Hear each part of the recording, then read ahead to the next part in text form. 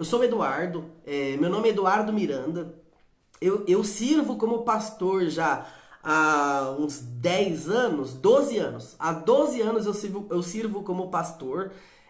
Embora eu tenha essa aparência aqui jovial, né? Não sou tão jovem assim. Mas sirvo como pastor há 12 anos. E agora, no momento, eu estou numa cidade chamada Curvelo, no interior de Minas Gerais, aonde eu sirvo como pastor missionário, que é uma cidade com testemunho cristão inferior a 5%. Então é um grande desafio para as missões, a cidade de Curvelo. Então você que é cristão, você que ama Jesus Cristo, coloque o pastor Eduardo aí nas suas orações para que o reino do Senhor Jesus Cristo avance aqui na cidade de Curvelo, tá? Antes de vir para Curvelo, antes de servir como pastor missionário aqui, eu servia como pastor adjunto na igreja Vida com Cristo em São Paulo, pastor titular, pastor Donizete, né, no bairro do Sol Nascente. E eu fiz, né, o curso, a graduação em Sociologia e Política pela universidade, né, pela Fundação Escola de Sociologia e Política de São Paulo, que é uma graduação que envolve três graduações, né, que é Antropologia, Sociologia e Política, né, Ciências Políticas. Essa escola, a Fundação Escola Fundação Escola de Sociologia e Política de São Paulo, ela foi fundada em 1933 e ela é a maior referência na América Latina na área de ciências sociais, tá? Com um conceito muito bom pelo MEC e tudo mais. Grandes nomes, né, passaram por lá, como Darcy Ribeiro, como o FHC, Luísa Erundina e tantos outros nomes aí famosos da sociologia brasileira, tá? É reconhecida como uma escola livre de sociologia e política. E livre por quê? Porque lá, segundo o nome, você pode debater livremente as suas ideias. Mas vamos ver o que realmente aconteceu comigo. Eu ingressei na universidade já depois de ter feito teologia, né? Então eu não fui totalmente cru para a universidade, porque eu sabia que tipo de batalha eu iria enfrentar lá, então eu já fui me preparando, ainda mais para esse tipo de curso, onde a doutrinação marxista de esquerda, ela é muito acentuada, né? Já no meu primeiro período, eu fui convidado, né, a ler obrigatoriamente o Manifesto do Partido Comunista. É o livretinho, né, que deu origem aí ao Manifesto do Partido Comunista, que foi escrito pelo Karl Marx no ano de 1848. Leitura obrigatória junto com o Capital. Para o curso que eu tive que fazer, leitura obrigatória. Por quê? Porque o Karl Marx é considerado, junto com Max Weber e com Emile Durkheim, um dos pais da sociologia como ciência. Então eu fui obrigado a ler todas as obras do Marx. Eu não tive que ler só esse livretinho aqui, ó. Não, eu tive que ler o Capital, né, que é maior que a Bíblia. Eu tive que ler a Crítica ao Programa de Gotha. Eu tive que ler Ideologia Alemã e tantos outros artigos aí produzidos não só pelo próprio Karl Marx, como também pelos seus ideólogos, né, seus discípulos que vão dar sequência aí no seu pensamento. Pois bem, já no primeiro período que eu tive, eu fui apresentado a principal tese marxista, onde o Marx ele vai falar assim: a tese marxista ela repousa nisso aqui, olha. Ele vai falar na introdução, no capítulo 1 do Manifesto do Partido Comunista, a primeira frase dele é essa aqui, olha. A história da sociedade humana, né, a história da humanidade, a história da sociedade é a história da luta entre as classes. Então ele vai falar que até os dias de hoje, a história da humanidade é a história da luta entre as classes. E aí ele divide. Já começa esse pensamento de dividir, tá? De dividir um povo contra o outro. Então o Marx aqui ele já divide duas classes, que ele vai chamar de classe burguesa, que é a classe opressora, e a classe do proletariado, que é a classe oprimida. E aí eu fui apresentado para essa tese e eu tive que fazer uma dissertação, uma análise crítica sobre o pensamento do Karl Marx, né? Só que essa análise crítica, na verdade, era para a gente tem que responder, né? É como se fossem perguntas e nós temos que responder de acordo com aquilo que o professor quer ouvir. Então você não pode emitir sua opinião necessariamente, você tem que dar a resposta conforme eles desejam ouvir, que senão você toma um xizinho, né? Você toma erro lá. Mas como era uma dissertação, então eu fui lá com a cara e com a coragem, eu exprimi a minha análise, né? A minha análise crítica. E aí, na minha análise crítica, eu usei como fundamentação o historiador Eric Hobsbawm. Eu não sei se você já ouviu falar, né? Mas o Hobsbawm é um dos pais da historiografia moderna. Um cara incrível, incrível. E aí eu usei como embasamento, né, o Eric Hobsbawm sobre a tese que ele faz de que o homem, ele não pode julgar a história da humanidade com base na história dos vencedores. Porque a história que nos é contada nos livros não é a história da humanidade, mas é a história de uma parte da humanidade. Então, segundo Hobsbawm, a gente não pode fazer uma análise geral, julgar toda a humanidade e discernir, né? Falar assim, olha, a história desse período foi assim, a humanidade inteira nesse período foi assim. A gente não pode fazer isso porque a gente não tem a imagem completa do contexto de tudo que se realizava pela humanidade. Então eu fiz uma crítica ao pensamento do Marx, dizendo assim, olha, o Marx diz que a história da sociedade, até os dias de hoje, é a história da luta entre as classes. Então, a humanidade ela sempre foi dividida entre duas classes, uma classe opressora e uma classe oprimida. E aí eu fiz a pergunta, na minha análise crítica eu fiz a pergunta, com base em qual análise histórica o Marx fala isso? Porque ele fala isso como uma análise filosófica ou ele tem provas documentais e evidências históricas bem elaboradas e bem documentadas de que a história da humanidade até os dias de hoje era a história da luta entre as classes. Então, se o Marx ele diz que a história da humanidade se divide entre a luta de uma classe opressora por uma classe oprimida, então se ele faz uma afirmação dessa como verdade, ele precisa ter necessariamente evidências históricas que mostram que toda a história da humanidade é pautada pela luta entre as classes. Mas eu não conheço, no meu artigo eu disse isso, eu não conheço, nunca foi apresentado para mim nenhuma evidência de que a tese do Marx estava correta. E aí a pergunta que eu faço na minha análise, e o professor vai arrancar o cabelo, é: se o Marx não tem evidência histórica de que a história da humanidade e a luta é baseada com a luta na luta entre as classes, então de onde ele tirou isso? De onde ele tirou que a história da humanidade ela é baseada na luta entre as classes? A história da humanidade é baseada na luta entre as classes segundo o imaginário do Karl Marx. Então, na cabeça dele, na interpretação que ele faz da realidade, aí tudo bem, porque é a verdade dele, e na faculdade pregava muito isso, a verdade relativa, não é? Então, se é uma verdade, é verdade para ele, tudo bem, mas ele não pode estabelecer isso como uma verdade para todos, porque a historiografia não comprova como verídico o pensamento do Karl Marx. E aí começa a perseguição, a professora ela vai me chamar, né? Ela vai me chamar então para conversar e vai sentar comigo, mais outro professor, e eles vão me descabelar.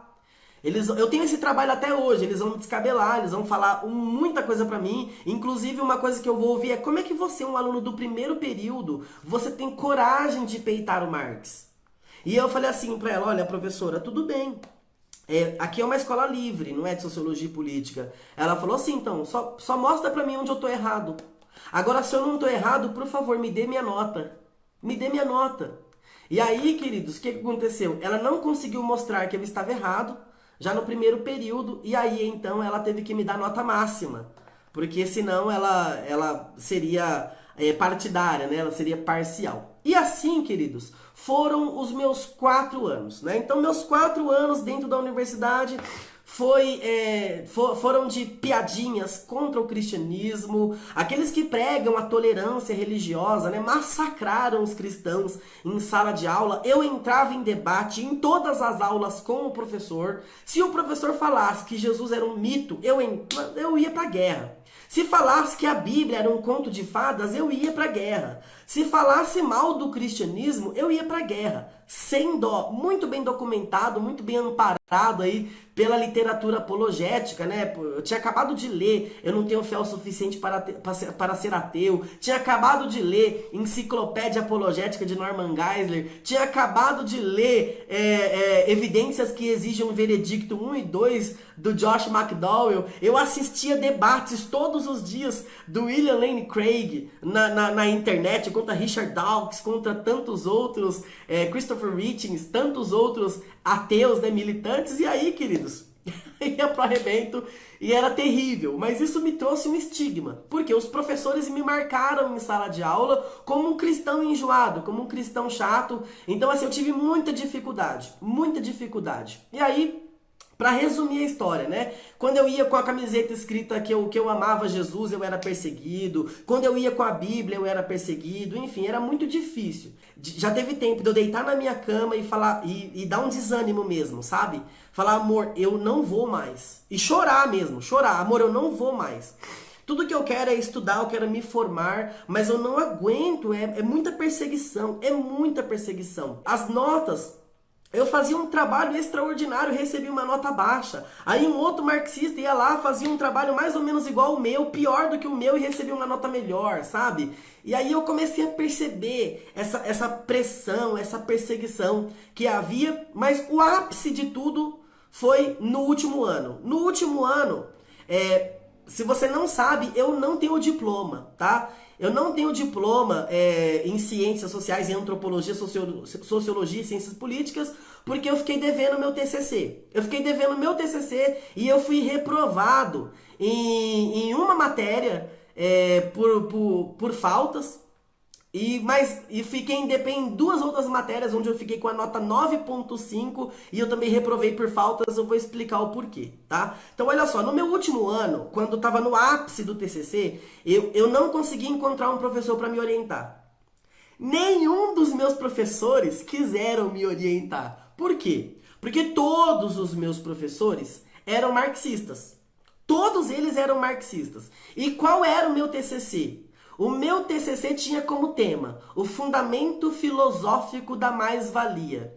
E o que eu queria dizer com isso? O meu TCC, ele fazia uma análise crítica sobre o cerne, né? O motor que vai reger aí todo o pensamento marxista, que é a mais-valia. A mais-valia é onde o Marx entende que está configurada aí a opressão, né? A luta entre as classes, onde o proletariado é oprimido pela burguesia. E aí eu fiz uma crítica ao pensamento marxista com a tese o fundamento filosófico da mais-valia. E o que eu quis dizer nesse fundamento filosófico da mais-valia?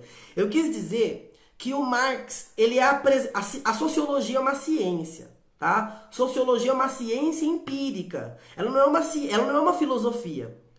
Pelo menos é esse o objetivo da sociologia, se apresentar como uma ciência. Então a minha tese era dentro do campo da sociologia. E a minha tese de o fundamento filosófico da mais-valia, ela dizia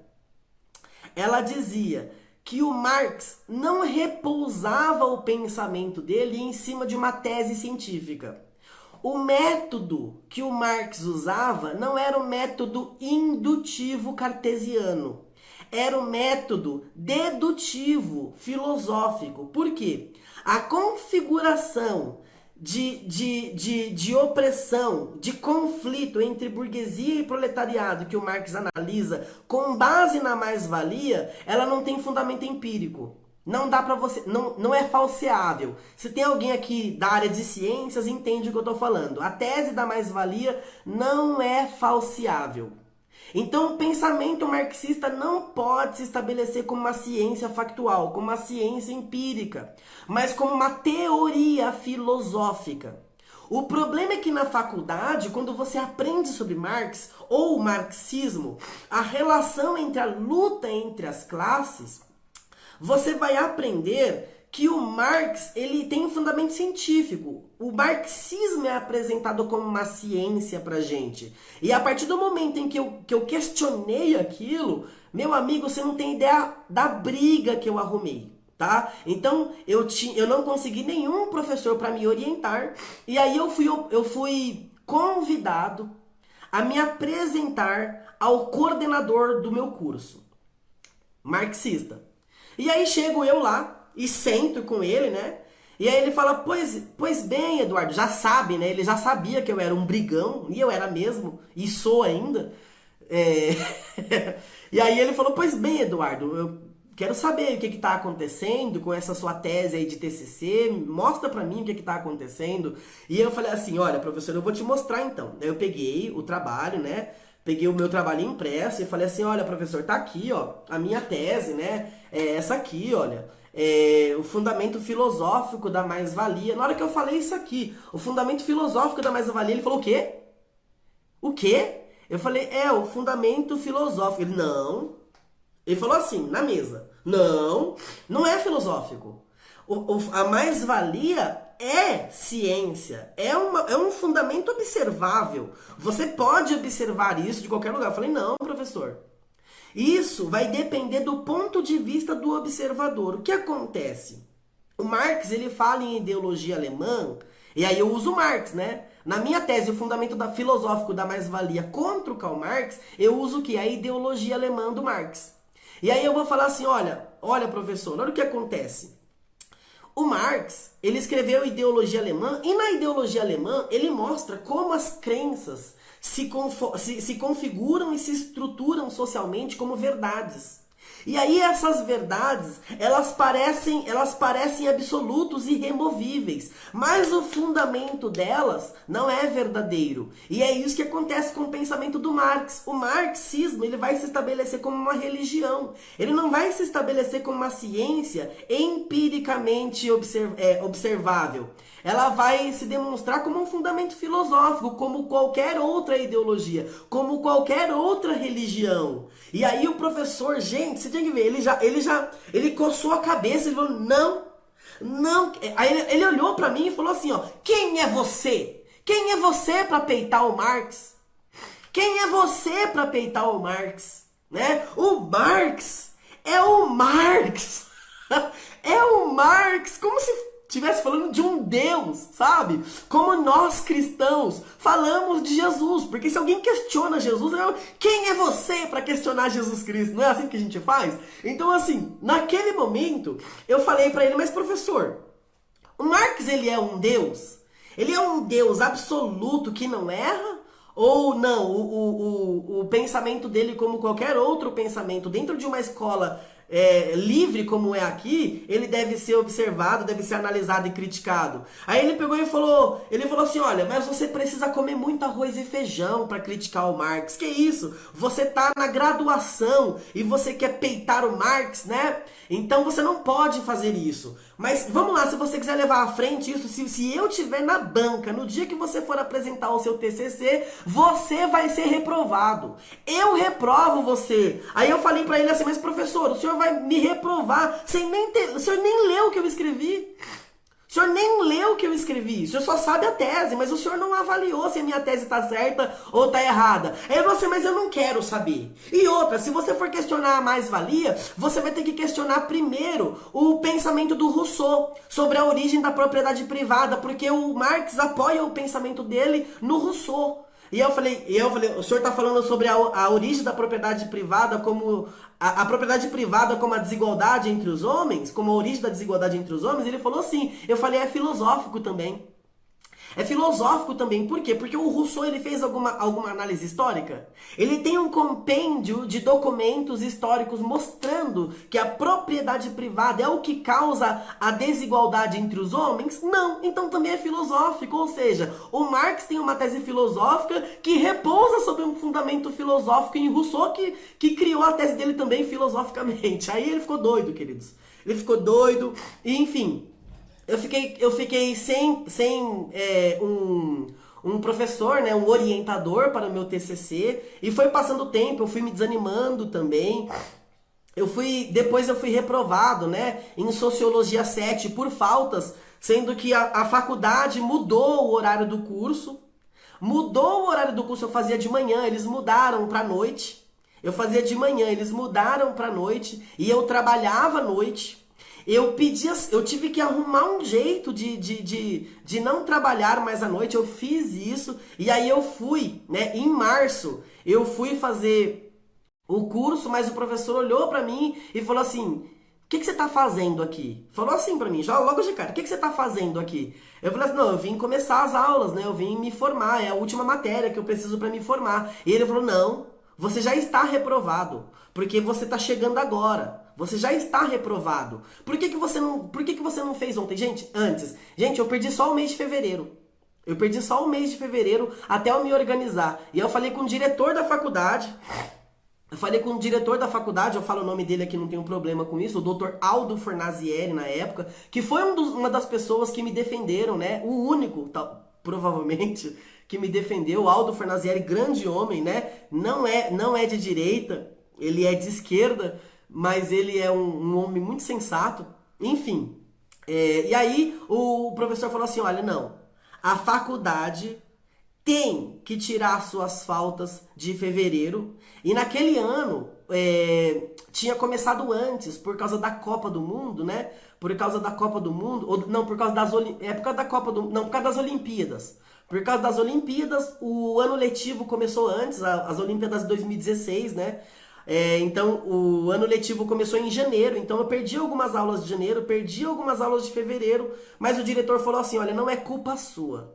Você perdeu essas aulas porque você estudava de manhã, a faculdade não abriu turma de manhã, por falta de aluno, abrimos à noite. E você se virou, você deu um jeito e conseguiu vir fazer à noite. Então a faculdade vai abonar todas as suas faltas de janeiro e fevereiro e você está livre para começar em março. E eu falei isso com o professor. Olha, eu falei com o professor, ele me liberou. E ele falou assim: mas aqui não tem diretor. Quem manda aqui nas faltas sou eu. E isso está dentro da Constituição da universidade. Diretor nenhum tem poder para remover a minha decisão. Então, você está reprovado. Você não pode vir nas minhas aulas. E aí, queridos, eu fiquei muito chateado, eu fiquei muito angustiado. Eu me senti muito mal mesmo, sabe? Porque lá sempre falavam de defender as minorias, de defender os pobres. E, cara, eu tinha me esforçado tanto pra chegar até ali, sabe? Eu comecei a universidade desempregado, assim, me matando pra pagar mensalidade. Eu cursei a vida inteira em ensino público. Com 23 anos, 22 anos, eu era analfabeto funcional, tive que aprender a ler, escrever, já velho, e com muita dificuldade. Agora eu chego numa universidade para me formar e eu sou perseguido por causa da minha fé. E aquilo para mim foi assim, um desânimo total. E eu decidi então que eu não queria mais o diploma deles, né? Porque eles não me mereciam como aluno. Infelizmente foi uma situação muito terrível, de muita opressão. Agora, isso não acontece só comigo. Isso aconteceu com alguns de vocês, acontece com outros. 80% dos cristãos que ingressam na universidade são perseguidos. 80%. Se você faz parte dos 20%, glória a Deus, mas 80% dos cristãos que ingressam na universidade aqui no Brasil, eles são perseguidos por causa da sua fé. E eles acabam abandonando o cristianismo, acabam se desviando, né? Então a gente precisa fazer alguma coisa a respeito disso. Então foi por isso que eu decidi fazer essa semana Marx versus Cristo. Já fui chamado de bolsominion. Você vê? Quando foi que eu falei de Bolsonaro? Eu não falei em momento nenhum de Bolsonaro. Vocês percebem? E olha lá nos comentários depois na minha página Fé que Pensa. Vocês estão me chamando de bolsominion, de fascista e por aí vai. Só porque eu falei contra o marxismo. Gente, eu estou falando contra uma ideologia. Eu não estou falando, sabe, contra um Deus. Parece que eu estou falando contra um Deus, não é? Então, a gente já se prepara para enfrentar isso. Agora vamos para a aula.